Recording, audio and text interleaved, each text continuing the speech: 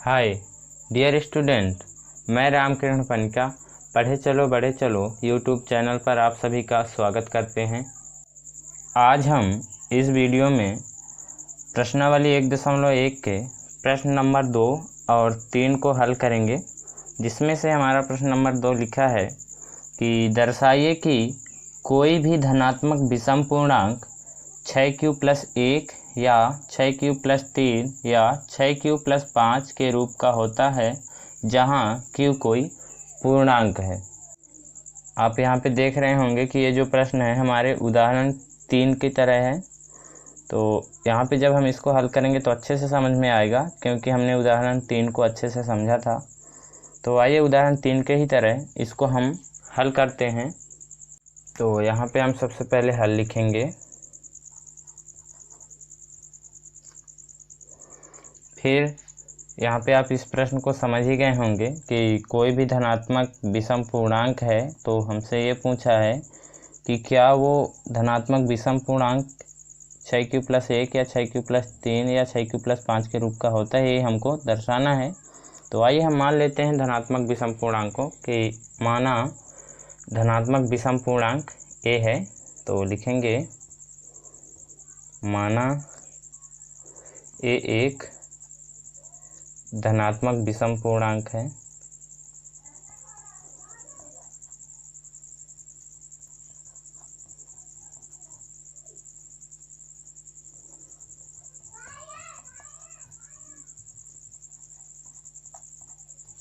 तथा यहाँ पे आप देख ही रहे होंगे कि ये जो भाजक है ये 6 है और भाजक को हम b से इंडिकेट करते हैं। तो आगे लिखेंगे तथा b बराबर 6 है। ठीक है, इस प्रकार से आप इतना लिख देंगे और इतना आपको मालूम ही होगा। अब इसके बाद हम a और b के लिए यूक्लिड विभाजन प्रमेयिका का प्रयोग करेंगे, क्योंकि इस तरह के प्रश्नों को हल करने के लिए हम यूक्लिड विभाजन प्रमेयिका का ही प्रयोग करते हैं। इसलिए अब हम क्या लिखेंगे, यूक्लिड विभाजन प्रमेयिका से यूक्लिड विभाजन प्रमेयिका से यूक्लिड विभाजन प्रमेयिका से हम लोग क्या करेंगे, a को b से भाग देंगे। यहाँ पे a को b से बड़ा माना जाएगा, इसलिए यहाँ पे a को b से भाग दे रहे हैं। और b बराबर आप देख रहे हो 6 है, इसलिए हम इसे 6 से भाग करेंगे। तो हमें कोई भागफल q तथा शेषफल r प्राप्त होगा। और आप जानते ही हैं कि ये जो r होता है, अर्थात जो शेषफल होता है, वो हमेशा भाजक से छोटा और शून्य के बराबर या उससे बड़ा होता है। कौन? ये r, अर्थात कि शेषफल, है ना। तो यहाँ से r का मान क्या क्या हो सकता है, या तो 0 हो सकता है, या फिर 1 हो सकता है, या 2 या 3 या 4 या 5 हो सकता है। ठीक है, तो यहाँ से हमें a बराबर मिल जाएगा यूक्लिड विभाजन प्रमेयिका से कि a बराबर 6q+r। क्यों? क्योंकि भाज्य बराबर होता है भाजक गुणे भागफल प्लस शेषफल, तो इसलिए हो जाएगा 6q+r। ठीक ना। जहाँ आप यहाँ बता सकते हो कि r का मान क्या क्या हो सकता है, जहाँ r बराबर या तो 0 हो सकता है, या फिर 1 या फिर 2 या फिर 3 या फिर 4 या 5। ठीक ना। तो यहाँ पे हम इन शेष फलों को ध्यान में रखते हुए एक के संभव मान यहाँ पे निकालेंगे। तो आगे हम लिखेंगे, इसलिए a के संभव मान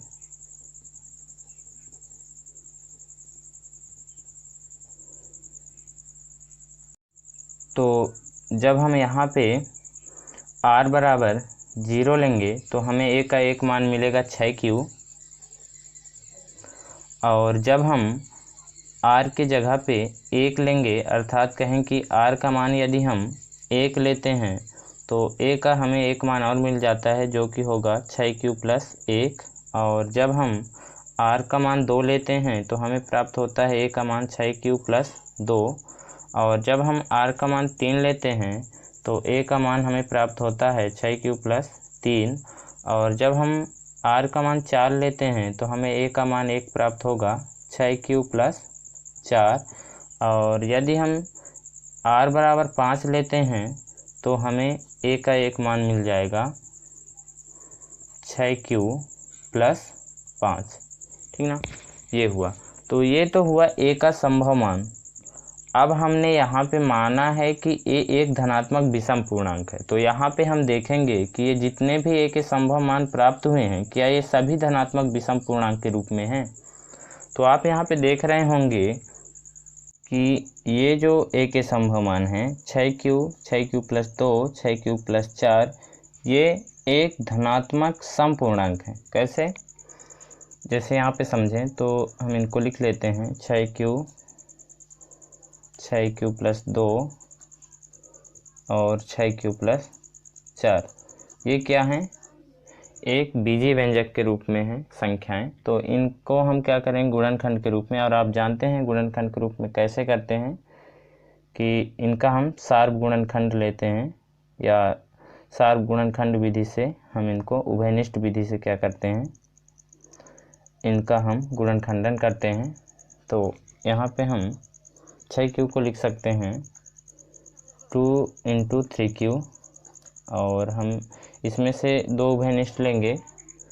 तो यहाँ पे हम 2 उभयनिष्ठ लेंगे तो फिर उसी 2 से हम इनको भाग करेंगे, क्योंकि उभयनिष्ठ जिसको लिया जाता है उसी को फिर दिए गए संख्या से भाग देते हैं। तो यहाँ पे हम देख रहे हैं कि जो कॉमन है या जो उभयनिष्ठ है वो 2 है, तो हम 2 तो ले लिए, फिर इसी 2 का इनमें भाग करेंगे तो हम दोनों पद में भाग करेंगे। तो जब हम इसमें करेंगे तो हमें प्राप्त होगा 3 क्यू, और जब हम इस पद में 2 का भाग करेंगे तो हमें मिलेगा 1। तो ये हो गया इस संख्या का गुणनखंड।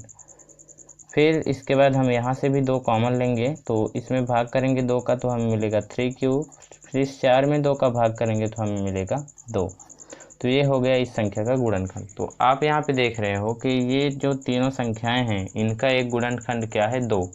और आप जानते हैं कि यदि किसी भी संख्या का एक गुणनखंड 2 होता है तो वह संख्या क्या होते हैं, सम संख्याएं, ठीक ना। तो यहाँ से आपने समझा कि 6 क्यू + 2 और 6 क्यू + 4 क्या है, एक धनात्मक सम पूर्णांक है, इसलिए यह धनात्मक विषम पूर्णांक के रूप में नहीं हो सकते। तो हम यहाँ पे आगे लिखेंगे कि क्योंकि a एक विषम पूर्णांक है, क्योंकि a एक विषम पूर्णांक है,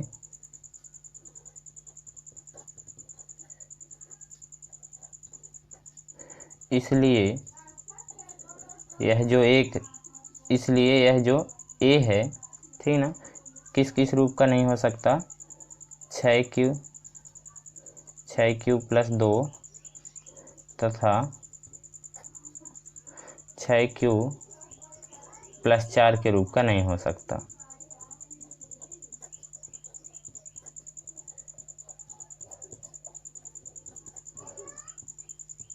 और क्यों नहीं हो सकता, क्योंकि इन तीनों का एक गुणनखंड 2 है, क्योंकि इन तीनों का एक गुणनखंड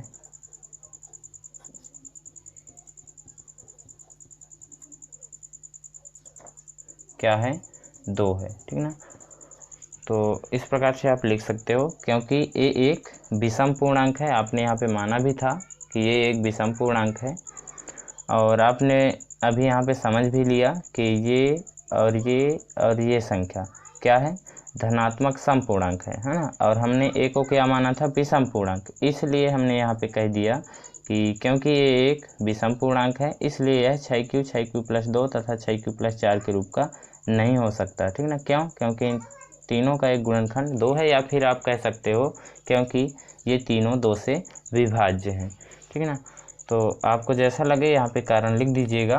अब आगे हम लिख देंगे, इसलिए कोई भी धनात्मक विषम पूर्णांक, इसलिए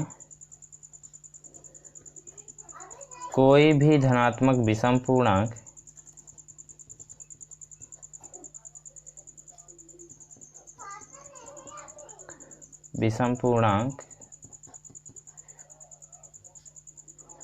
6 प्लस 1, 6 प्लस 3 या 6 प्लस 5 के रूप का होगा। इस प्रकार से आप अपना उत्तर लिख सकते हैं। तो आप इसका स्क्रीनशॉट ले लीजिए। अब हम आते हैं अपने नेक्स्ट क्वेश्चन पर, अर्थात के प्रश्न क्रमांक 3 पर, और उसका हल देखते हैं। तो ये रहा हमारा प्रश्न क्रमांक 3, जो लिखा है किसी परेड में 616 सदस्यों वाली एक सेना आर्मी की टुकड़ी को 32 सदस्यों वाले एक आर्मी बैंड के पीछे मार्च करना है। दोनों समूहों को समान संख्या वाले स्तंभों में मार्च करना है। उन स्तंभों की अधिकतम संख्या क्या है जिसमें वे मार्च कर सकते हैं। और यहाँ पे आप देख रहे होंगे कि ये जो प्रश्न है ये उदाहरण 4 की तरह है, तो हम इसे उसी तरीके से हल करेंगे। और हमने देखा था वहाँ उदाहरण 4 को हम एचसीएफ लेके हल किए थे, तो यहाँ भी हमको एचसीएफ ही लेना पड़ेगा 616 और 32 का। तो हम इसे लिखेंगे कैसे, ये देखते हैं यहाँ पे। तो हम सबसे पहले लिखेंगे कि स्तंभों की अधिकतम संख्या बराबर इनका एचसीएफ होगा, है ना। यहाँ पे हमसे पूछा क्या है, उन स्तंभों की अधिकतम संख्या क्या है, तो स्तंभों की अधिकतम संख्या इन दोनों का एचसीएफ ही होगा। इसलिए हम यहाँ पे लिखेंगे स्तंभों की अधिकतम संख्या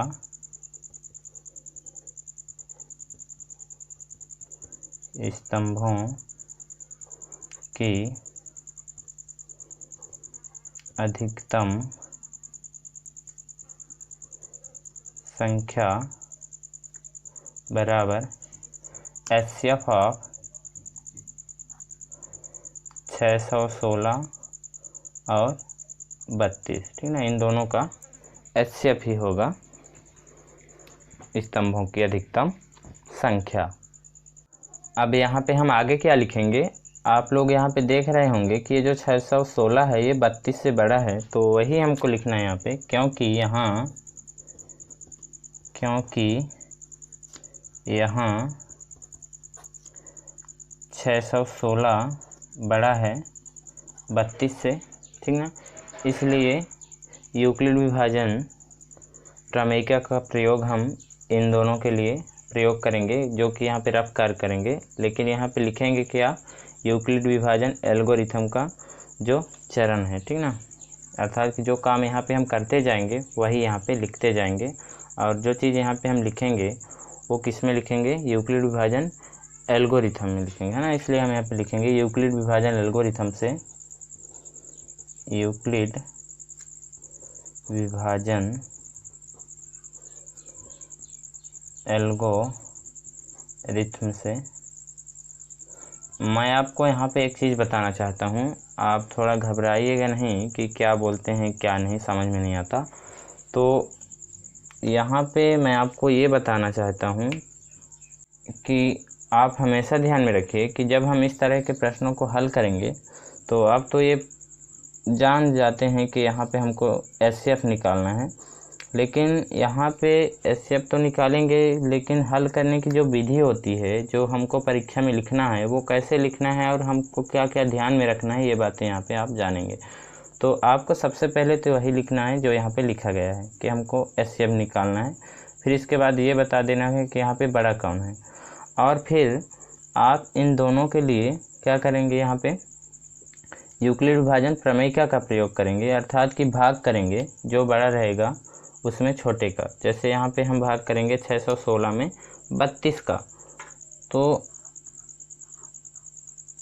616 में हम 32 का भाग करेंगे। तो ये काम भाग का ये तो हम यूक्लिड विभाजन प्रमेयिका की विधि से करेंगे, और हम भाज्य प्राप्त करेंगे और वहाँ पे आर की विशेषता बताएंगे। लेकिन यहाँ पे हमने क्या लिखा है, यूक्लिड विभाजन एल्गोरिथम से। तो यूक्लिड विभाजन एल्गोरिथम से इसलिए लिखा है क्योंकि यहाँ पे हम प्रमेयिका से काम करते जाएंगे, मतलब यूक्लिड विभाजन प्रमेयिका का प्रयोग करके हम आगे भाग करते जाएंगे, और हर स्थिति का हम यहाँ पे वर्णन करते जाएंगे। अर्थात कहने का मतलब ये है कि हम यहाँ पे भाग करेंगे, और वही प्रक्रिया जो हम भाग कर रहे हैं एचसीएफ निकालने के लिए, तो उसके जितने भी चरण होते हैं वो सब हम यूक्लिड विभाजन एल्गोरिथम में लिखते जाते हैं। और ऐसा क्यों करते हैं, क्योंकि आप जानते ही हैं कि एल्गोरिथम का अर्थ होता है कि एचसीएफ निकालने की प्रक्रिया जो होती है, उसके जो चरण होते हैं वही क्या होता है, एल्गोरिथम। या फिर हम ऐसे भी कुछ भाषा में समझ सकते हैं एल्गोरिथम का अर्थ कि किसी भी समस्या को हल करने के लिए जो अपनाए गई विधि होते हैं, उसके जो चरण होते हैं वही एल्गोरिथम कहलाते हैं। तो इसलिए यहाँ पे प्रयोग करते हैं यूक्लिड विभाजन प्रमेयिका का, लेकिन जो विधि हम अपनाते हैं, यहाँ पे जो चरण करते हैं वो यहाँ पे हम लिखते जाते हैं, ठीक है ना। तो इसलिए यहाँ पे यूक्लिड विभाजन एल्गोरिथम का हेडिंग डाला जाता है, और यहाँ पे लेकिन प्रयोग करते हैं हम यूक्लिड विभाजन प्रमेयिका का, ठीक है। तो ज़्यादा टाइम वेस्ट न करते हुए हम इसको आगे लिखते हैं। तो सबसे पहले तो हमको यहाँ पे भाग करना होगा। तो यहाँ पे 32 का पहाड़ा एक बार जाएगा तो 32 एक कम 32 हो जाएगा। फिर हम इसको घटाएंगे तो हमें 29 प्राप्त होगा, और यहाँ पे हम 6 लिख लेंगे। इसके बाद 32 का पहाड़ा 9 बार पढ़ेंगे तो आएगा 288। फिर इसको हम घटाएंगे तो हमें 8 प्राप्त होगा। अब ये हमारा एक काम पूरा हो चुका, एक चरण पूरा हो चुका, जो कि यूक्लिड विभाजन एल्गोरिथम का पहला चरण है कि इन दोनों पर क्या करें, हम यूक्लिड विभाजन प्रमेयिका का प्रयोग करें और शेषफल प्राप्त करें। तो ये हमारा पहला चरण पूरा हो गया। तो पहला चरण हम यहाँ पे लिखेंगे कि ये जो 616 है ये किसके बराबर है, 32 गुणे 19 प्लस 8 के। और यहाँ पे आप देख रहे हो शेषफल जो है r 0 के बराबर प्राप्त नहीं हुआ है। तो ये पहला चरण होता है। फिर इसके बाद यूक्लिड विभाजन एल्गोरिथम का दूसरा चरण ये है कि यहाँ पे आप शेषफल को चेक करिए कि 0 के बराबर प्राप्त हुआ है कि नहीं हुआ है। तो यदि 0 के बराबर प्राप्त नहीं हुआ है शेषफल, तो अपनी प्रक्रिया अपनी जारी रखिए, जो कि हमारा दूसरा चरण कहला जाएगा। और फिर हम क्या करेंगे, 8 और 32 के लिए यूक्लिड विभाजन प्रमेयिका का प्रयोग करेंगे और फिर से देखेंगे कि शेषफल 0 प्राप्त हुआ कि नहीं, और यहाँ पे उसको लिखते जाएंगे, ठीक है। तो अब कर लेते हैं। तो यहाँ से 8 छक्को 32, तो यहाँ पे हमको शेषफल 0 प्राप्त हो गया। तो यहाँ पे हम इस चरण को भी लिखेंगे, अर्थात कि 32 बराबर हो जाएगा 8 गुणे 4 प्लस 0। 8 गुणे 4 प्लस 0 क्यों लिखते हैं इसको, क्योंकि भाज्य बराबर होता है भाजक गुणे भागफल प्लस शेषफल। और यहाँ पे आपने देखा कि शेषफल जो है 0 के बराबर हमें प्राप्त हो चुका है, ठीक है ना। तो और ये भी आप जानते हैं कि जिस स्थिति में शेषफल 0 प्राप्त हो जाता है, उस स्थिति में जो भाजक होता है वही इन दोनों का क्या होता है, एचसीएफ। तो यहाँ पे हम देख रहे हैं कि शेषफल 0 प्राप्त हो गया, इसलिए हम आगे लिखेंगे क्योंकि यहाँ शेषफल 0 प्राप्त हो गया है और इस स्थिति में भाजक 8 है ना। इसलिए क्या हो जाएगा कि इन दोनों का एचसीएफ क्या कहलाया जाएगा, 8। तो आइए बना के लिखते हैं। तो क्योंकि यहाँ शेषफल, क्योंकि यहाँ शेषफल 0 प्राप्त हो गया है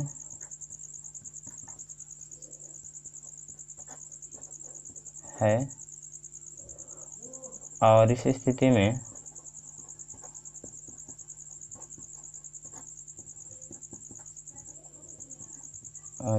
में भाजक 8 है, इसलिए एचसीएफ ऑफ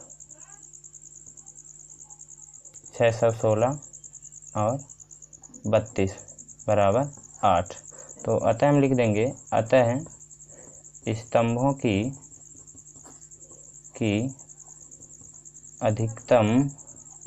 अधिकतम संख्या बराबर 8। ये हो गया आंसर। इसका आप स्क्रीनशॉट ले लीजिए। तो आप ऐसे ही इसको हल कर सकते हैं।